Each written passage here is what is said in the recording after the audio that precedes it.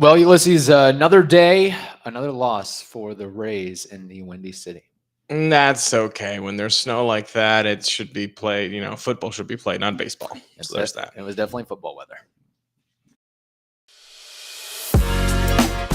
You are Locked On Rays, your daily Tampa Bay Rays podcast, part of the Locked On Podcast Network, your team every day. Hello, my name is Kevin Weiss. I'm Ulises Sambrano. And we're the host of the Locked On Rays podcast, part of the Locked On Podcast Network. Thank you for making Locked On Rays your very first listen every day. And remember, Locked On Rays is free and available on all platforms, including YouTube at Locked On Rays. You can also follow us on Twitter and Instagram at Locked On Rays and email us anytime, lockedonrays@gmail.com. Well, the Tampa Bay Rays lose to the Chicago Cubs by a score of 4-2. The Rays are now under 500 on the year at 5-6. 2 seems to be the magic number for the Rays, just scoring 2 runs. I guess we might be dealing with that for the foreseeable future here and again. Yeah, no, the offense was in a slumber, but again, just like in the cold open, I said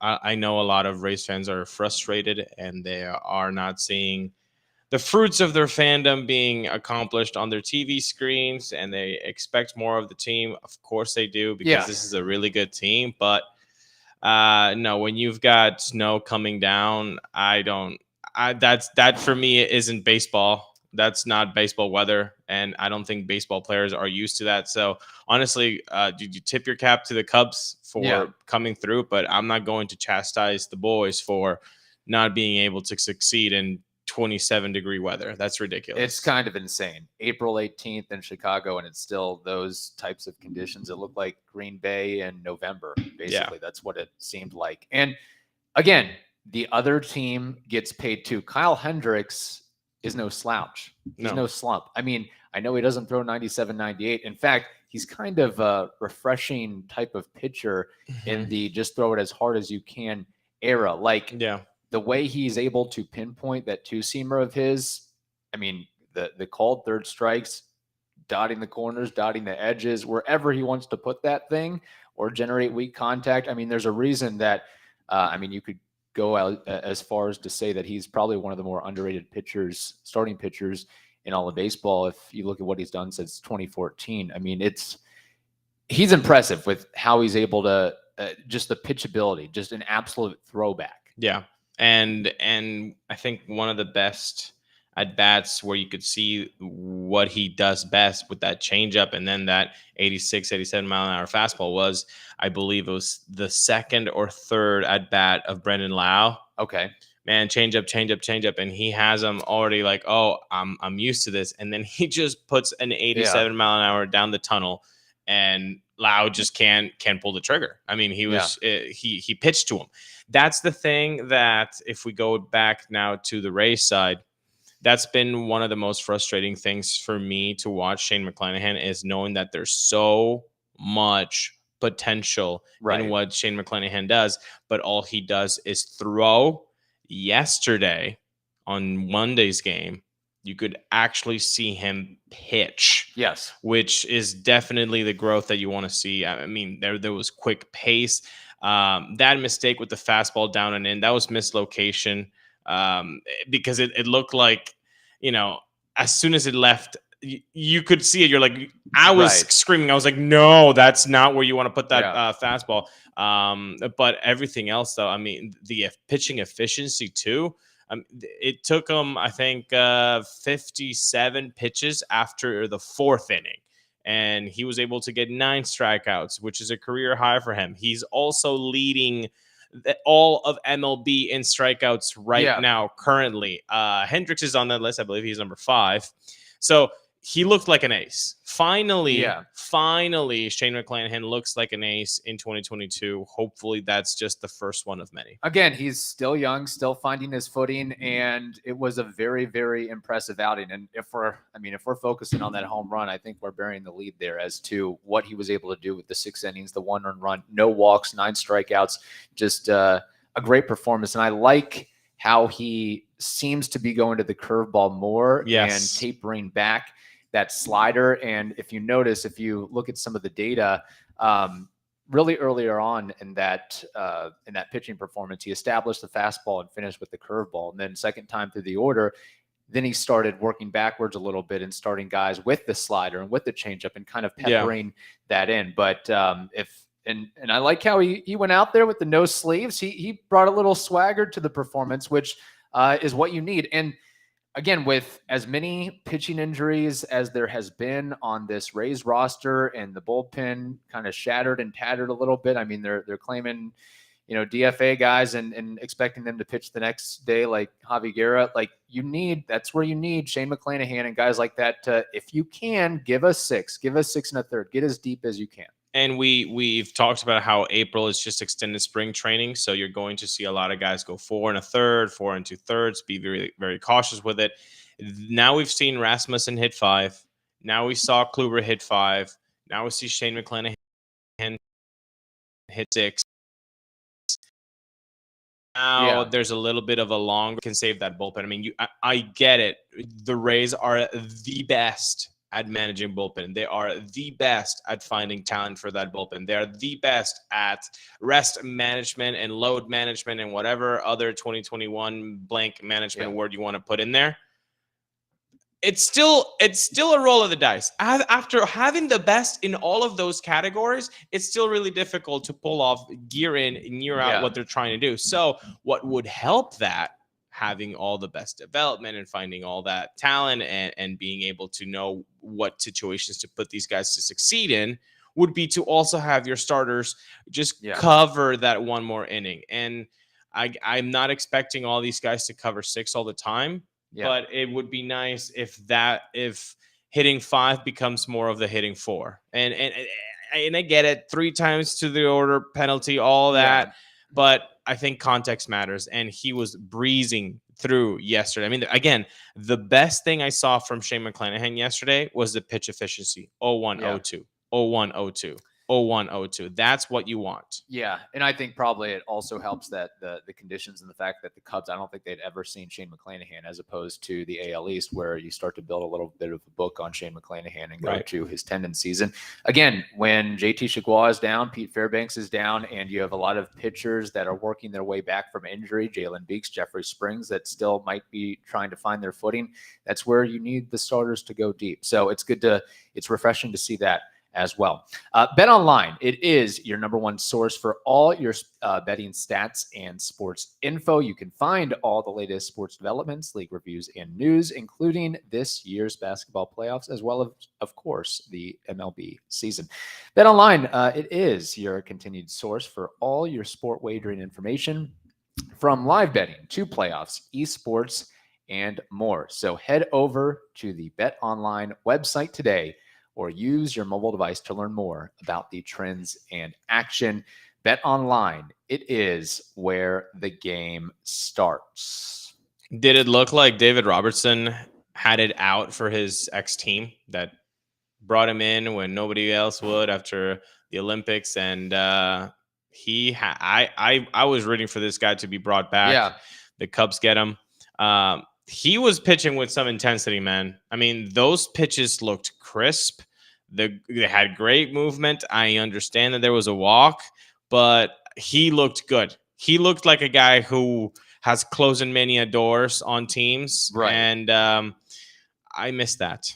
Yeah, it's one of those things where it was a little bit head scratching as to why the Rays didn't, or maybe he wanted to go elsewhere, but why they didn't make a play for him and Colin McHugh. I feel like I would try to bring back as many of those experienced arms, those battle-tested arms, as possible. But again, it goes back to, it kind of ties into it, the Rays only being able to score 2 runs. I mean, I think that's 5 times this season already. It's like Groundhog Day. And it certainly doesn't help when Wander Franco is out of the lineup, which you hope that is not a major thing with that quad going on. He's such a high-energy, high-effort player. And I can see where, in those conditions, being early in the season and the fact that he's always making contact and running the bases, that, the quad maybe gets a little bit tight and playing shortstop, but it also allowed, I from what I understand, I think it's probably just a day or two off, sort of a deal. Just get him off his feet and then work him back.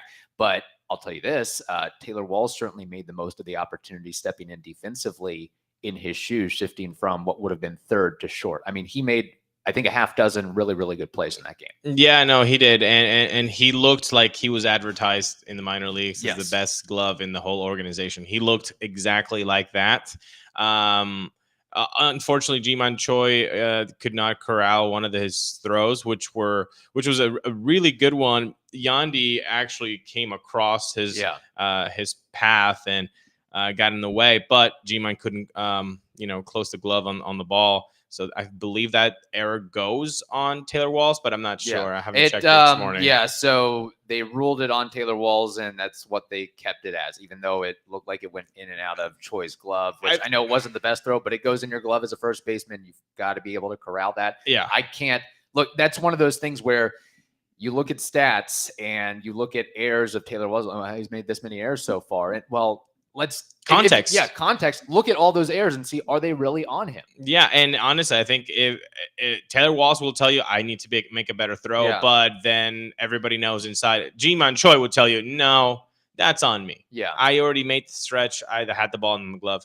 So no, you're right. He did make the best out of his opportunity on the field with the glove. Yes, he did draw 2 walks though. He drew 2 walks. He's the number 9 hitter. Look, I think he's never going to be a good hitter. Well, that's unfortunate because I really don't think in this new age of Rays baseball, there isn't a room for an Elliot Johnson guy. There isn't room for a Sean Rodriguez type. There isn't room for a Reed Brignac type. Even with Gold Glove level defense. I don't think so. I think the Rays are not trying to move to a guy who I'm going to put in the 7th or 8th inning for they want guys that can go in the 5th inning. They want guys that can basically they're using their whole roster every day unless there's an injury. So I really hope that he's just had a very, very cold start to his major league career.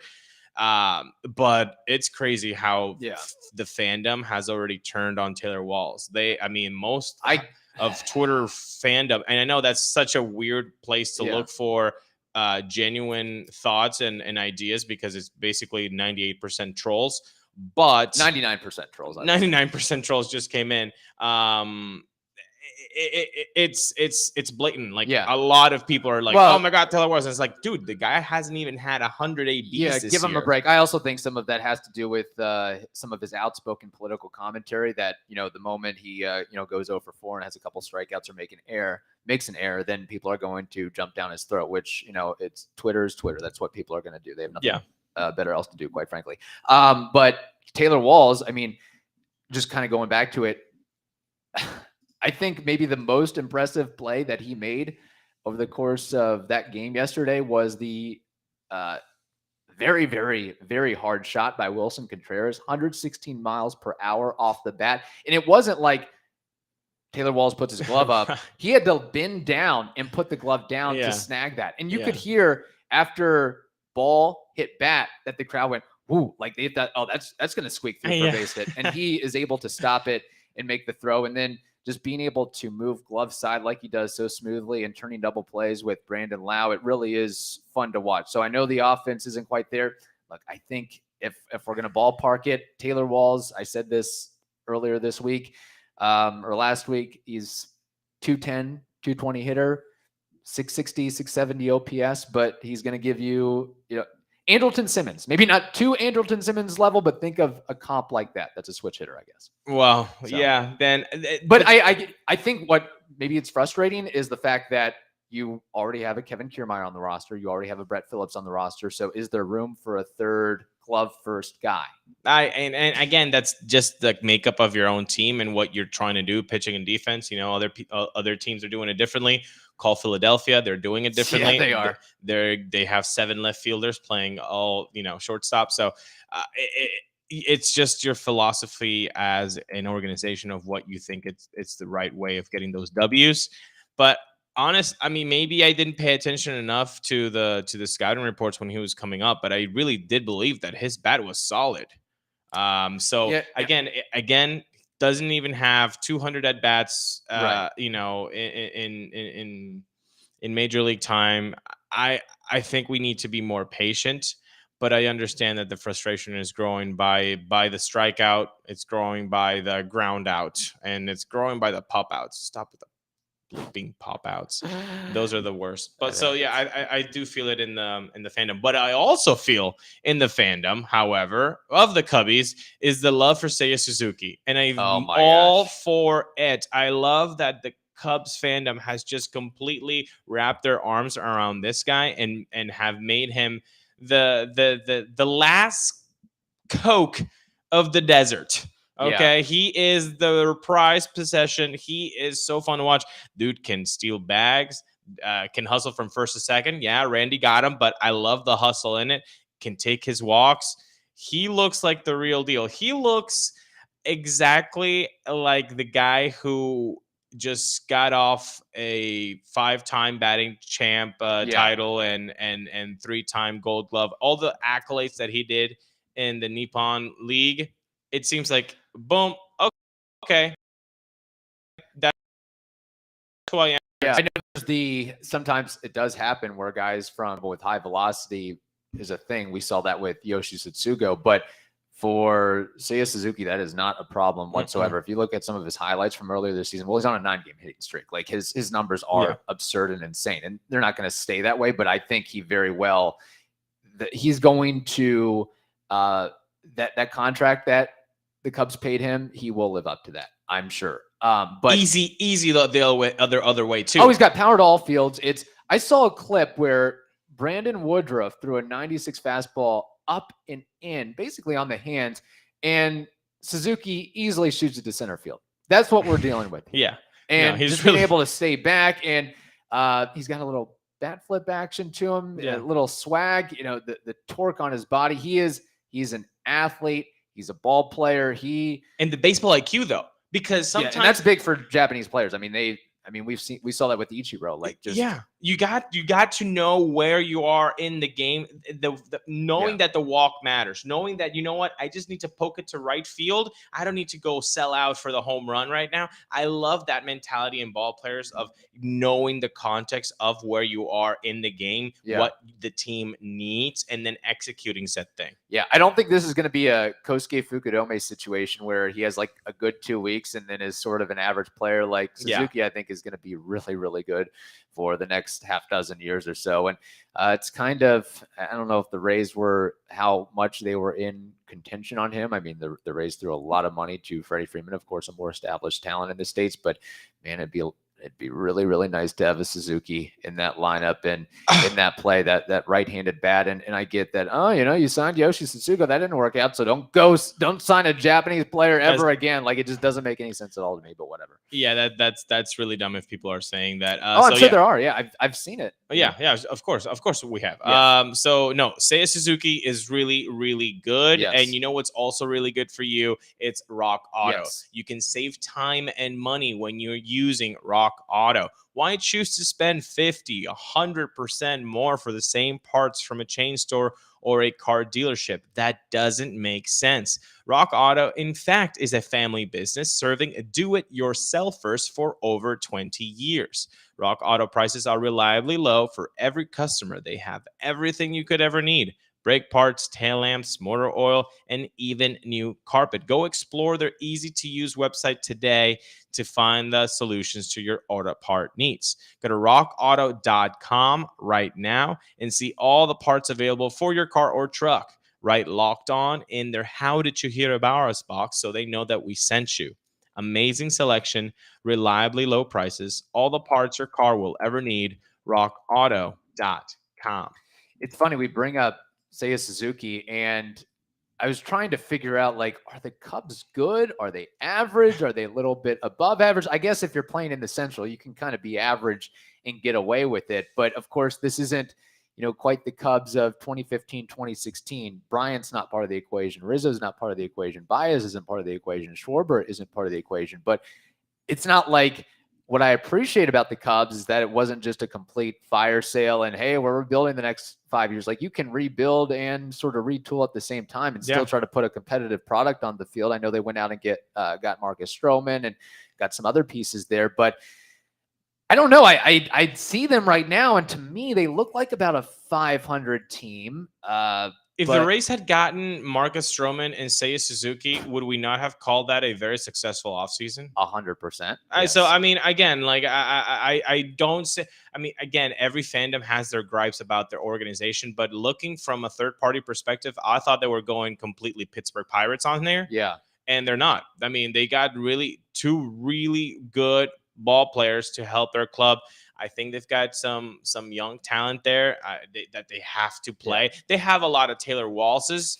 That is a great point. They've got like Nico Horner, Nick Madrigal, different types of players, but the unassuming type of players that Ian Happ, for example, and then they put it all into a crock pot and hope it comes out with 84, 85 wins, something like that. And you know what? And you're right. In that division, you can be pretty mediocre and be okay. And now MLB is like, okay, you get more playoff spots. That's the thing too. Yeah, it's a joke. So you can really just be mediocre and be completely into the playoffs. Yeah. And then once you get there, that's all that matters. You can win a couple series and you get yourself to the World Series. You can be a wild card team and win the whole thing. That's the way the cookie crumbles sometimes. It's so funny because I am being a Midwest kid, and I guess a baseball fan as well growing up, of course, that I get some nostalgia seeing the Rays play in Wrigley Field and playing the Cubs. I know it's a night game, is a little bit different than those afternoon day games on WGN, but it's like, man, it just takes me back to watching Sammy Sosa and Moises Alou and Eric Young